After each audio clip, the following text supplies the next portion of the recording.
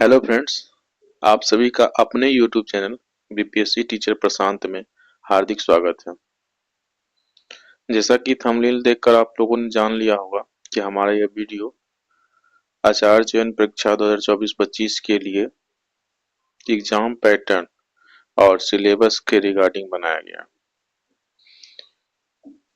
क्योंकि आज जब मैं भारतीय शिक्षा समिति के वेबसाइट को खोला तो उसमें देखा कि जो आचार्य चयन परीक्षा है उसका एग्जाम पैटर्न डाला हुआ था और इसमें थोड़ा सा चेंजेस देखने को मिला था। इस कारण से मुझे लगा कि मुझे इस पर वीडियो बनाना चाहिए, क्योंकि मेरे आचार्य चयन परीक्षा के वीडियो पर काफी बच्चों का कमेंट आया है, तो इसका मतलब वो लोग इस पे ध्यान दे रहे हैं और फॉर्म को अप्लाई करेंगे। इसलिए मेरा ये फर्ज बनता है कि आप लोग को जो लेटेस्ट जानकारी है वो प्रोवाइड करा सकूं। इसके पहले जो एग्जाम होता था उसमें विषय के जिस विषय पे आप लोग फॉर्म भरते थे उससे 60 प्रश्न सिर्फ ऑब्जेक्टिव में पूछे जाते थे और सामान्य ज्ञान 15 नंबर का होता था। उसके अलावा भाषा परीक्षण जो था वो 25 नंबर का होता था। लेकिन इस बार कुछ चेंजेस देखने को मिल रहा है। अब हम लोग जानते हैं कि इस बार जो 24-25 का परीक्षा उसमें किस तरह के एग्जाम पैटर्न होंगे। तो आप जिस विषय के लिए फॉर्म भरेंगे उससे 60 नंबर का प्रश्न होगा, लेकिन वो वस्तुनिष्ठ, लघु और दीर्घ उत्तरीय तीनों प्रकार के इस बार दिए जाएंगे। पहले सिर्फ वस्तुनिष्ठ होता था। अब ये कहना मुश्किल है कि लघु और दीर्घ उत्तरीय प्रश्न कितने कितने मार्क्स का होगा, क्योंकि उन्होंने डिटेल में नहीं बताया। और पहले जो सामान्य ज्ञान 15 नंबर का होता था अब उसे बदलकर 10 नंबर कर दिया गया है। और हिंदी अंग्रेजी का भाषा परीक्षण जो पहले 25 नंबर का होता था अब उसको 30 नंबर का कर दिया गया। मतलब कि अब जो है आपको हिंदी इंग्लिश में जो लेटर ऐसे या पैराग्राफ लिखने के लिए आता था उसका वेटेज बढ़ा दिया गया। तो सभी के लिए अच्छी बात है, क्योंकि इसमें आसानी से अच्छा नंबर लाया जा सकता है। और सामान्य ज्ञान बहुत सारे सब्जेक्ट के बच्चे खासकर ध्यान नहीं देते हैं तो उनको भी 10 नंबर है। अगर वो ज़्यादा उनका अच्छा नहीं जा पाए तो भी अपने विषय और भाषा परीक्षण के आधार पर उनका सिलेक्शन हो सकता है। अब बात करते हैं स्तर की। तो पीआरटी में मैट्रिक तक के सिलेबस से क्वेश्चन होगा, टीजीटी में इंटर तक के और पीजीटी में स्नातक तक।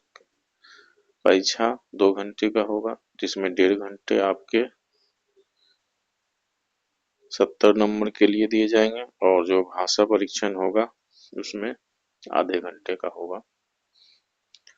हो सकता है कि वो 2 घंटे आपको कंबाइन ही दे दे, एक ही साथ कॉपी दे दे, उसी में आपको लिखना पड़े, या 1.5 घंटा का आपका आवेदित विषय और सामान्य ज्ञान हो और आधे घंटे का भाषा वाला परीक्षा हो।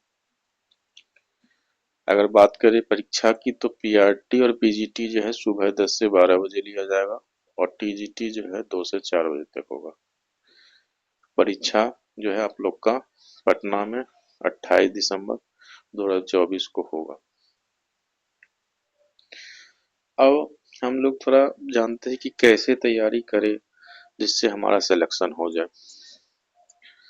सबसे पहले हम लोग शिशु मंदिर की बात करते हैं। शिशु मंदिर में विज्ञान, गणित और अंग्रेजी के लिए इस बार बहाली आई है और मैंने अपने चैनल पर विज्ञान गणित का पेपर डाल भी दिया है। अगर अभी तक आप लोगों ने नहीं देखा तो देख लेंगे। देखने के बाद तो आपको आइडिया लग ही गया जाएगा कि किस तरह का क्वेश्चन पूछा जाता है और हमें क्या पढ़ना चाहिए। वैसे मैं आपको बता दूं विज्ञान और गणित के लिए सिर्फ 9th 10th के एनसीईआरटी बुक को आपको फॉलो करना है। गणित में सिर्फ ज़्यादातर आपको एडवांस मैथ को देखना होगा, और विज्ञान में एनसीईआरटी के बुक को एक बार बस आप लाइन बाय लाइन पढ़कर खुद से नोट्स बना ले तो आपका काम हो जाएगा। अब रही बात अंग्रेजी की, तो अंग्रेजी में आपको ग्रामर पर फोकस करना है, क्योंकि ये बुक से क्वेश्चन नहीं पूछते हैं। सिर्फ और सिर्फ आप ग्रामर का पोर्शन कर लीजिए, उतना ही आपके लिए काफी है। अब हम लोग चलते हैं विद्या मंदिर तक। विद्या मंदिर में भौतिकी, जीव विज्ञान, रसायन, गणित, इतिहास, संस्कृत, हिंदी, अंग्रेजी और भूगोल के लिए पद निकाले गए हैं। इसमें संस्कृत, हिंदी, अंग्रेजी जो विषय आधारित पद है, उसमें आपको सिर्फ और सिर्फ 12th लेवल तक का ग्रामर पोर्शन को देख लेना है, उससे आपका काम हो जाएगा। और रही बात अदर सब्जेक्ट्स जैसे भौतिकी, जीव विज्ञान, रसायन, इतिहास, भूगोल, ये आपको 12 तक के एनसीईआरटी बुक को उसमें फॉलो करना होगा। एनसीईआरटी के अलावा आपको किसी भी बुक पढ़ने की आवश्यकता नहीं है। गणित में भी आप एडवांस मैथ पर ज़्यादा फोकस करें। अब हम लोग चलते हैं उच्च माध्यमिक स्तर पीजीटी के लिए।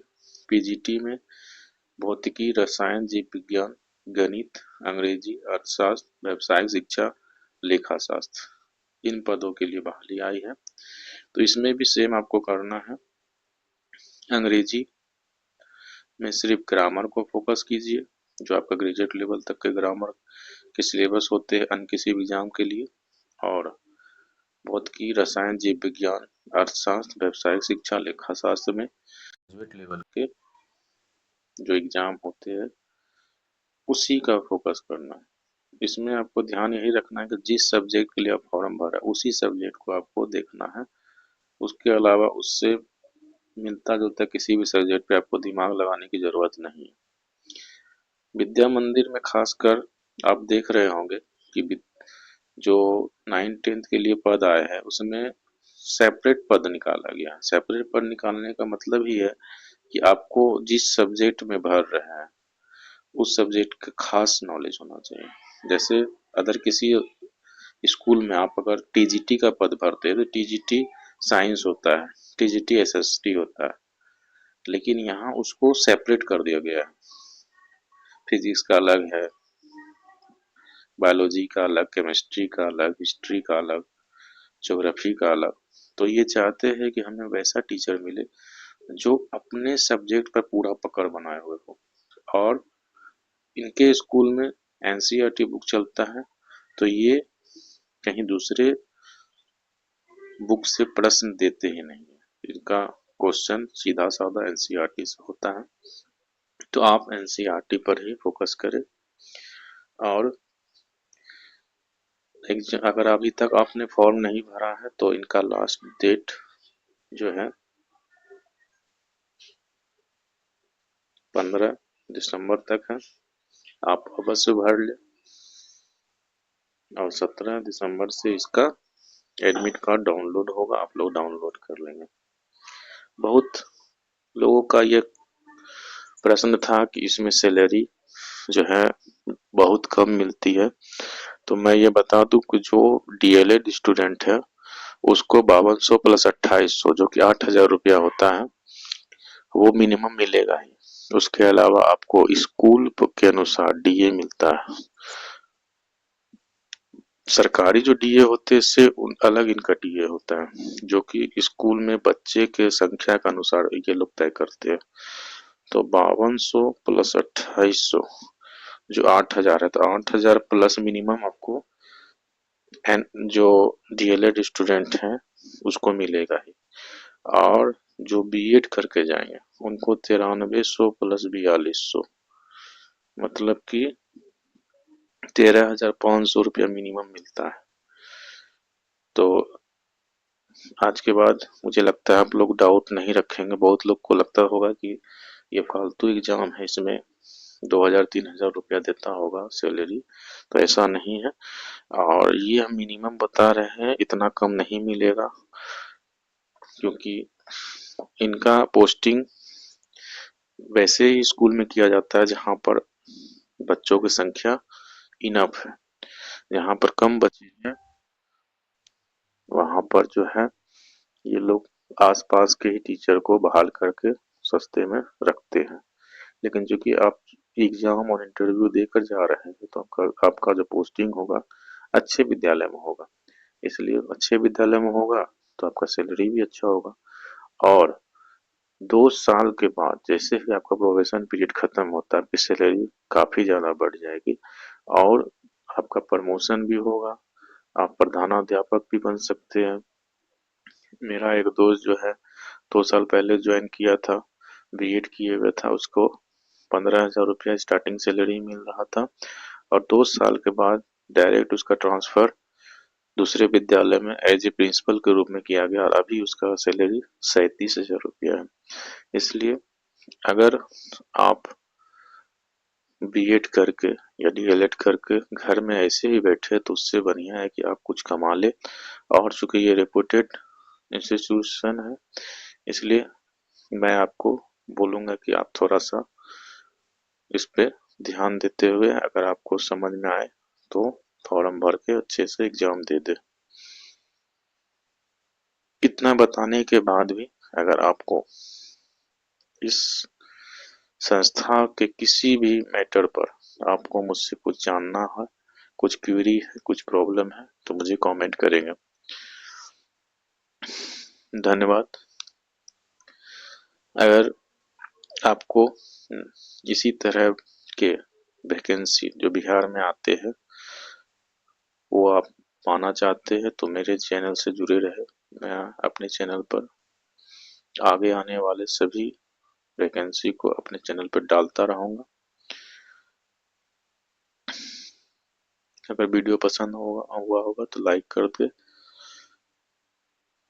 जय हिंद, जय भारत।